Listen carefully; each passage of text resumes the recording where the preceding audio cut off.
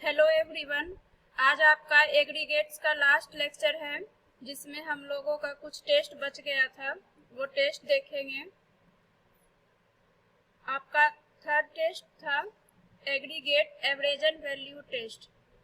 इस टेस्ट में हम लोग क्या करते हैं, एग्रीगेट्स के पार्टिकल को एक दूसरे से रब करवाते हैं through Los Angeles abrasion test machine के द्वारा। आपको ये मशीन दिख रहा होगा। ये मशीन प्रैक्टिकल लैब में भी देखने को मिलेगा आपको।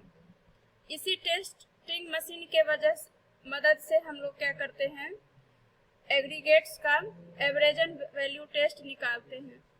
इसमें कहा है this test is performed to find the hardness और resistance against wear and tear of the aggregates. इस टेस्ट में हम लोग क्या करते हैं, एग्रीगेट्स का तोड़ फोड़ करते हैं। वियर एंड टियर का मतलब होता है तोड़ना और फोड़ना, ठीक है। Aggregates are weared in iron cylindrical by rotating for 500 revolution with the speed of 33 to 37 revolution per minute. That leads to abrasion of the aggregates due to steel balls, cast iron spheres or steel spheres approximately 48 mm in diameter and each weighing between 319 and 445 ग्राम। कह रहा है कि ये जो आपका cylindrical container है, इसमें क्या करते हैं हम लोग, स्टील बॉल डाल देते हैं। स्टील बॉल डाल दिए, एग्रीगेट्स डाल दिए, उसके बाद क्या किया, 33 to 37 रिवॉल्यूशन पर मिनट, मतलब एक मिनट में 33 से 37 बार इसको क्या करते हैं, घुमाते हैं।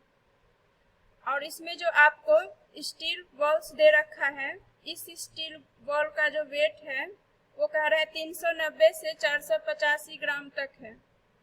ओके, उसके बाद आगे आपको नेक्स्ट कह रहा है aggregates are then passed through 1.7 mm sieve, then the weight of the aggregates passing through the sieve implies expressed as the percentage of original weight of the aggregates is termed as aggregates average value।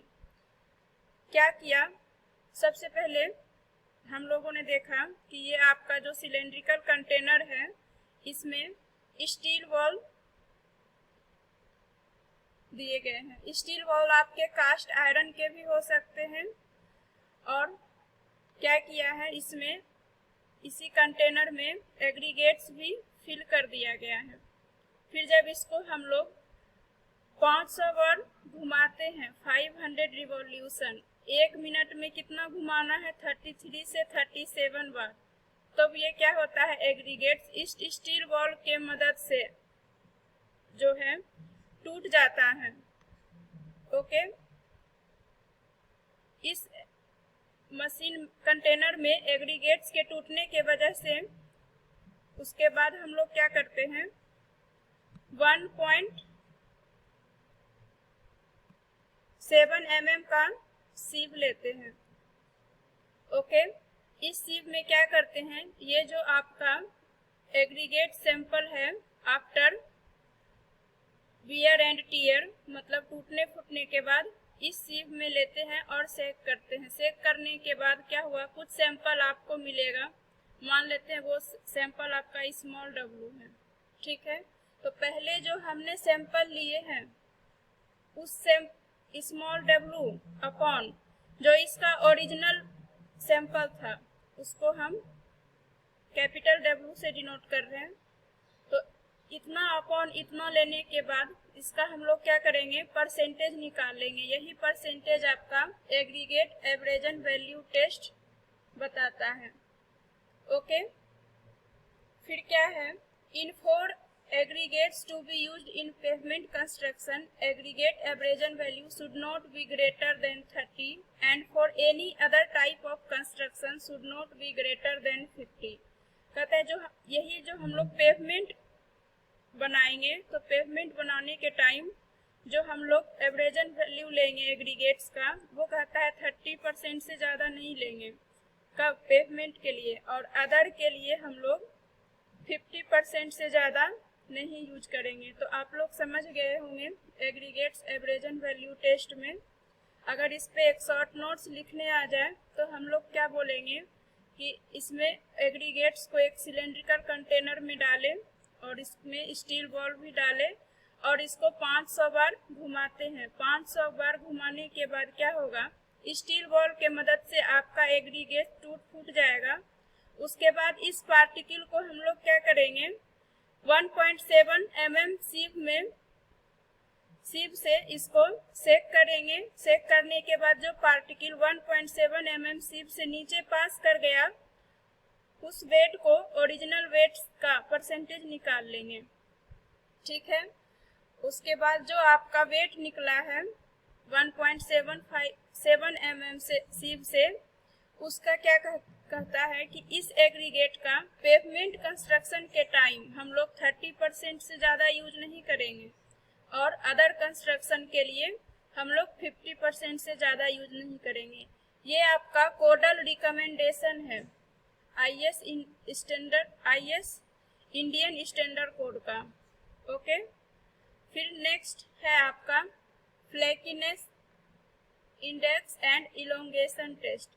हमने आपको पिछले lecture में फ्लैकीनेस aggregate के बारे में बताया था कि ये कैसा होता है, लेंथ वाइज ये लॉन्ग होता है। तो इसमें आपको दिख रहा होगा thickness gauge of flakiness test apparatus और एक आपको length gauge of elongated apparatus test दिख रहा होगा। इस टेस्ट के थ्रू हम लोग फ्लैकीनेस इंडेक्स का थिकनेस और लेंथ देखते हैं। The least lateral dimension of flaky aggregate should be less than 0.6 times the mean dimension। जो आपका फ्लेकी एग्रीगेट्स होगा वो थिकनेस में किससे लेस होगा, 0.6 टाइम्स, मतलब इसका जो LLD है वो लेस देन होगा 3.5 ऑफ डायमेंशन का मीन से। फिर है elongated aggregates are those aggregates whose length is 1.8 times its mean dimension। elongated में क्या होगा आपका, जस्ट इसका अपोजिट होगा। क्या होगा, इसके डायमेंशन का 9.5 लेंगे। ओके, आपको जो यहाँ पे एपरेटस दिख रहा है ये फ्लैकीनेस इंडेक्स के थिकनेस के लिए है। थिकनेस के लिए हम लोग क्या करेंगे, बारी बारी से इसमें एग्रीगेट्स को डालेंगे और उससे थिकनेस कैलकुलेट कर लेंगे। This test is not applicable of the aggregates having size less than 6.3 mm। अगर आपका एग्रीगेट्स का साइज 6.3 mm से कम है तो ऐसे साइज के एग्रीगेट्स हम लोग टेस्ट के लिए यूज नहीं करेंगे। ऐसा आपका एग्रीगेट्स एप्लीकेबल नहीं होगा टेस्ट के लिए। In order to perform this test sufficient quantity of aggregates are taken such that 200 pieces of each fraction can be tested. इस टेस्ट के लिए हम लोग क्या करते हैं, 200 पीस क्या करते हैं एग्रीगेट्स का लेते हैं और बारी बारी से यहाँ जो आपको दिखाई दे रहा है इस वाले थिकनेस में डाल के देखेंगे कि हमारा कौन सा एग्रीगेट पास हो रहा है और कौन सा एग्रीगेट रिटेन हो रहा है। इस बेसिस पे क्या करेंगे, हम लोग फ्लैकीनेस इंडेक्स का थिकनेस निकाल लेंगे। लेकिन अगर अब हमको लेंथ चाहिए तो लेंथ के लिए आपको सेकेंड एपरेटस दिखाए थे, length gauge of elongated test use करेंगे। इसमें हम लोग बारी बारी से क्या करेंगे, एग्रीगेट्स को डालेंगे। ठीक है, वही 100 पीस जो हम लोग एग्रीगेट्स का लिए हैं वो डिपेंड करता है। अगर हमको थिकनेस निकालना है तब हम लोग थिकनेस गेज यूज करेंगे, अगर लेंथ हमको निकालना है तो लेंथ गेज यूज करेंगे। इसका फॉर्मूला है weight of aggregate passing through slot of thickness gauge upon total weight of sample into 100। Passing कहने का मतलब हो गया जितना आपका ये है फ्लैकीनेस इंडेक्स के लिए, इसमें क्या हुआ जितना आपका पास करते गया तो इसलिए पासिंग लिखा है। और इलोंगेटेड इंडेक्स टेस्ट के लिए है weight of aggregate retain on the length gauge upon total weight of sample. Retain on length कहने का मतलब हो गया जो आपका एग्रीगेट्स रिटेन हो गया, बच गया। तो आई होप आप लोगों को दोनों टेस्ट समझ में आ गया होगा अच्छे से। पहला था आपका एग्रीगेट एवरेजन वैल्यू टेस्ट, सेकेंड था आपका फ्लेकीनेस इंडेक्स टेस्ट।